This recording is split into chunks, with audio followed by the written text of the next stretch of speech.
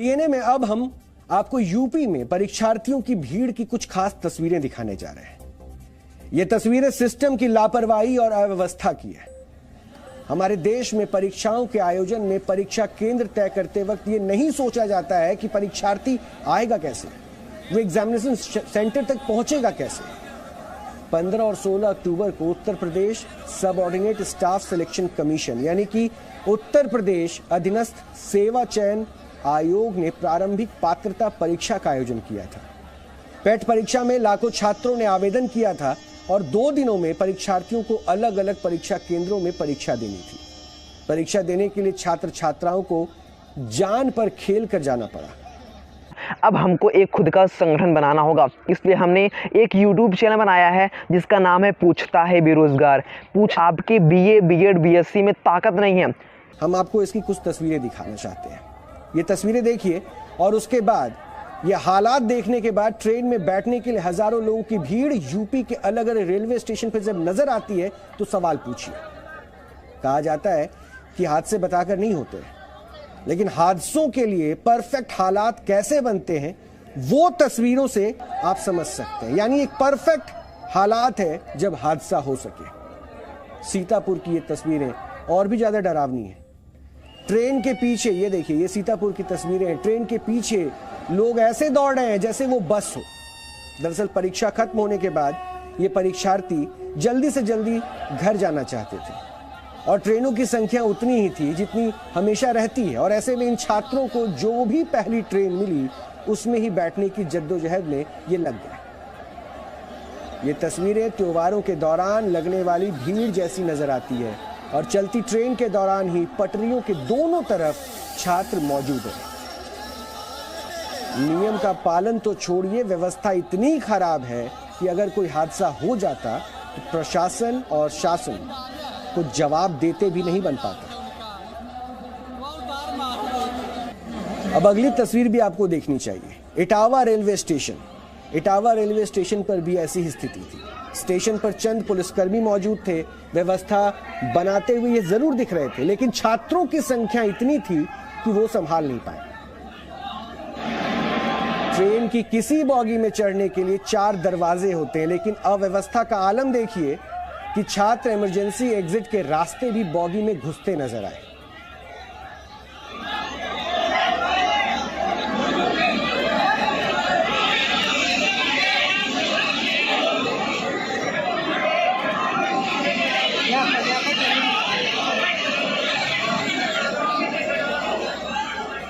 हमारे देश में एक सामान्य धारणा है कि परीक्षार्थी अगर परीक्षा देने जा रहे हैं तो उस दिन अव्यवस्था होगी। यूपी नहीं, किसी भी प्रदेश में सरकारी नौकरी वाली परीक्षाओं में ऐसे हालात बनते ही दिखते हैं। और इस तरह की तस्वीरें देखने के बाद हो सकता है कि आप इनमें छात्र छात्राओं की गलती देखें, क्योंकि हमने यही सिस्टम स्वीकार कर लिया है।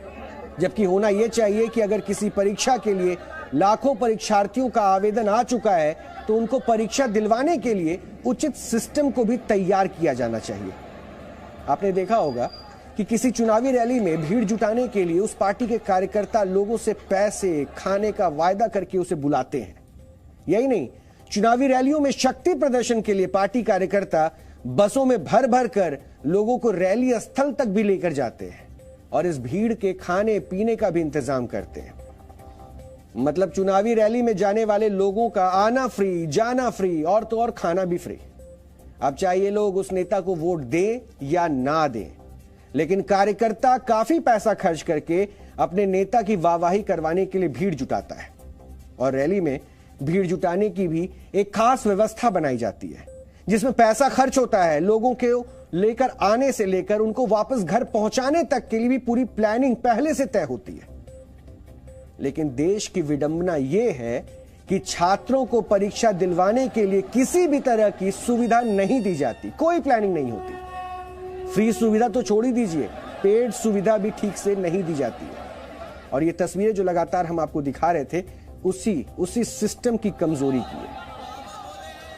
ये तस्वीरें आपके सामने हैं। तस्वीरों में बहुत सारे सवाल हैं। रैलियों के लिए पूरी व्यवस्था हो जाती है क्योंकि वहां पे कार्यकर्ता जिम्मेदारी उठा लेता है, लेकिन जिन छात्रों में देश का भविष्य नजर आता है उन छात्रों को परीक्षा सेंटर तक पहुंचने के लिए भी, जबकि फीस जमा करके पैसे जब देकर भी वो व्यवस्था नहीं मिल पाती है जिससे वो सेंटर तक पहुंच पाए। और अफरा तफरी की जो तस्वीरें हैं वो अमूमन ऐसी दिखी जाती है। वैसे किसी चुनावी रैली या उद्घाटन समारोह में भीड़ जुटाने के लिए देश का सिस्टम शानदार व्यवस्था करता है। क्या इसी तरह की व्यवस्था परीक्षाओं के लिए नहीं की जा सकती है? हो सकता है कि सिस्टम में घुल चुके लोग यही कहें कि परीक्षार्थियों के लिए फ्री बस, फ्री ट्रेन जैसी सुविधा सरकार का खर्च बढ़ाती है। तो क्या ऐसा नहीं हो सकता कि लाखों परीक्षार्थियों वाली खास परीक्षा के लिए विशेष ट्रेनें, बसें चलाई जाए? ये सवाल बहुत जरूरी है, बहुत बड़ा है। ट्रेन है नहीं ज़्यादा, स्पेशल ट्रेन चलानी चाहिए गवर्नमेंट को, 2-3 या तो सेंटर स्थायी करने थे डिस्ट्रिक्ट में।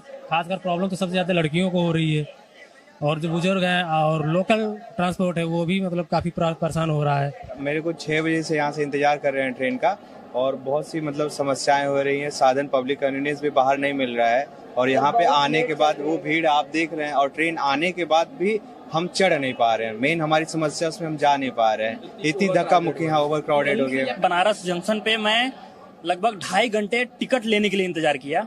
उसके बाद ट्रेन वहां से बन के चलती है, शटल एक्सप्रेस, और वहां पे जब मैंने पहुंचा तो ट्रेन चलने से 1 घंटे पहले पहुंचा और ट्रेन पूरी भरी मिली, और रास्ते पर खड़ा होके आया। यहाँ आने के बाद यहाँ की भीड़ आप देख सकते हैं। मैं यहाँ पे लगभग मेरा 5 बजे पेपर खत्म हुआ है, अभी लगभग 8:30 बज रहा है। अभी ट्रेन का कोई अता पता नहीं है। इंक्वायरी पूरा आप इंक्वायरी ऑफिस जाके देख लीजिए, वहाँ पे सब सो रहे हैं। बहुत समय हो गया, काफी समय हो गया है, अभी तक कोई ट्रेन का सुविधा नहीं है। सरकार से अपील रहेगी कि जो एग्जाम देने के लिए आ रहे हैं, ऐसे ट्रेन का वाहन का सुविधा व्यवस्था की गई। प्रयागराज तक के लिए वो सर बस प्रयागराज के लिए ही है। अच्छा। हाँ, बनारस के लिए कोई नहीं है। प्रारंभिक पात्रता परीक्षा में यूपी के 37,58,209 छात्रों ने आवेदन किया था, और यह परीक्षा 15 और 16 अक्टूबर को यूपी के 1,899 परीक्षा केंद्रों पर हुई। आपको जानकर हैरानी होगी कि 25,11,968 छात्र ही ये परीक्षा दे पाए। 12,46,241 छात्र ये परीक्षा नहीं दे पाए, यानी करीब 33% छात्र परीक्षा केंद्र भी नहीं पहुंच पाए। और यह भी कहा जा सकता है कि 12 लाख से ज्यादा छात्रों के परीक्षा ना देने का एक कारण उनके घर और परीक्षा केंद्रों की दूरी भी हो सकती है। अब आप खुद सोचिए कि 25 लाख से ज्यादा परीक्षार्थी परीक्षा केंद्रों तक जाने के लिए एक साथ निकले थे। एक साथ 25 लाख लोग अगर किसी सार्वजनिक यातायात के साधन का इस्तेमाल करेंगे तो मुमकिन है हालात बिगड़ेंगे। ये बात हम समझ सकते हैं, आप भी समझ सकते हैं, लेकिन अफसोस सिस्टम नहीं समझ पाया। किसी भी परीक्षार्थी का परीक्षा केंद्र उनके जिले में नहीं था। यहां तक कि इस बार जो लड़कियां थी वो भी परीक्षा केंद्र में, उनके जो परीक्षा केंद्र थे उनके शहर से दूर रखे गए थे, और इन लोगों को अपनी जान पर खेल कर एग्जाम देने जाना पड़ा, क्योंकि ना स्पेशल ट्रेनें चलाई गई, ना ही विशेष बसें चलाई गई। और हम ये नहीं कह रहे हैं कि फ्री में चलानी चाहिए थी, लेकिन पैसा देकर भी अगर परेशानियों और खतरे से भरी यात्रा करनी पड़े तो इसमें गलती किसकी है? लापरवाही छिपाकर सिस्टम का नारा बुलंद करने वाले लोग ये भी कह रहे हैं कि परीक्षा केंद्रों को दूर दूर बनाना निष्पक्ष परीक्षाओं के लिए बेहद जरूरी है। सरकारी आदेश के मुताबिक इस बार पेट परीक्षा केंद्र परीक्षार्थियों के गृह मंडल से बाहर रखा गया था, यानी एक परीक्षार्थी को परीक्षा देने के लिए अपने घर से बहुत दूर जाना पड़ा।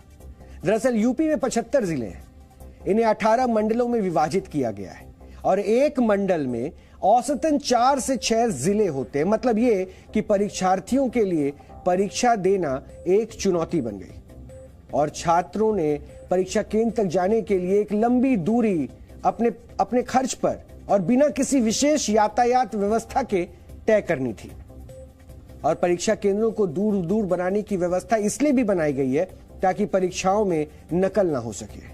अगर लाखों छात्रों को एक ही दिन दूर दूर भेजने के बजाय पहले ही केवल शिक्षकों की अदला बदली की गई होती तो भी निष्पक्ष और नकल रहित परीक्षाएं मुमकिन हो सकती थी।